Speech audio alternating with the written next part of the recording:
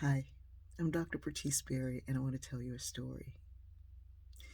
2 days after my mother died, I was scheduled to speak to a large audience and do a big book signing afterwards.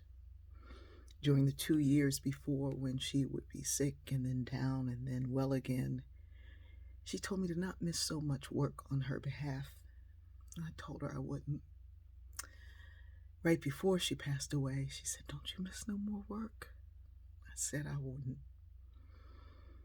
So I thought if anything that I could do to lift her up would be to do that work. We had a few days before I would need to drive from Savannah to Delaware, where we would celebrate her life with family and friends there. So I thought, okay, I'll go. My manager, Janine, had told the event planner not to say anything else to the audience and that I wouldn't mention it because I couldn't. But that I probably wouldn't be able to do the book signing. Being close to people and memories of ancestors, signing a book that held the memories of my family would be a little bit too much. The woman said, "Well, we'll see." Janine said, "Did I say her mother just died?" "We'll see." I somehow spoke for 60 minutes. And at the end, when I felt my legs wobbling, I could feel my mother or something or someone kind of holding me up from behind. And I got through it. It was the longest standing ovation I'd ever seen. The woman who was the organizer came to escort me over to the book signing, and there were already hundreds of people lining up. They had rushed out right at the end when the host of the event was giving instructions. At this point, I could barely stand. Janine said she really can't do this book signing. The woman said, "That's fine, but we'll have to take part of the pay." I looked and Janine was just about to speak for the ancestors. And I said, "Leave it. That's not why we were here. We're here to honor Mom." We flew back to Savannah and gathered up the family in a van.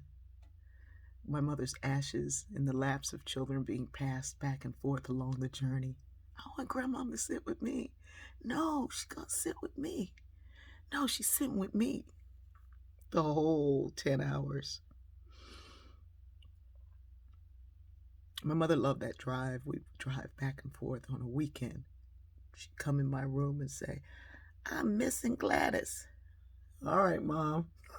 We'd back up the car and drive up the road. Driving was the way she preferred to go at that point.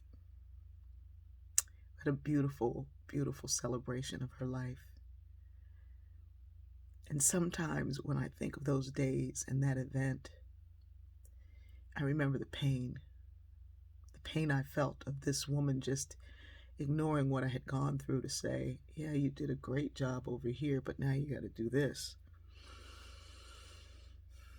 Pain exists to remind us of what we've been through.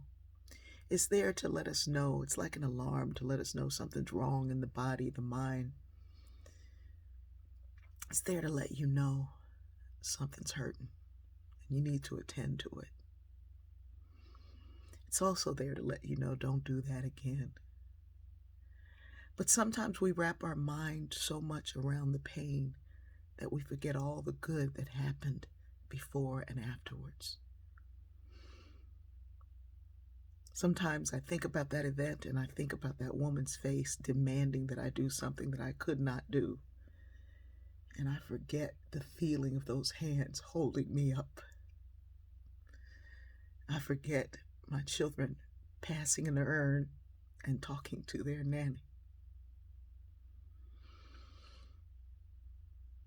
I was talking to a friend yesterday, and she said, so often we live in replay that we ignore the divine. I don't want to live my life focusing on what happened to me. I want to look at it, process it through that beautiful filter of love. And then I want to remember the magic, the possibilities of all that can be.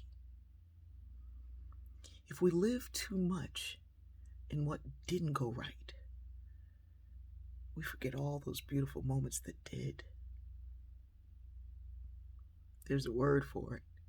It's called appreciative inquiry.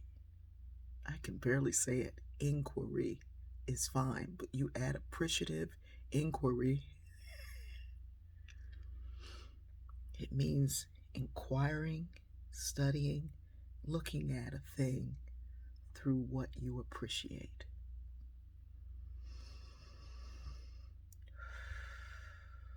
You see differently when you do. I love you.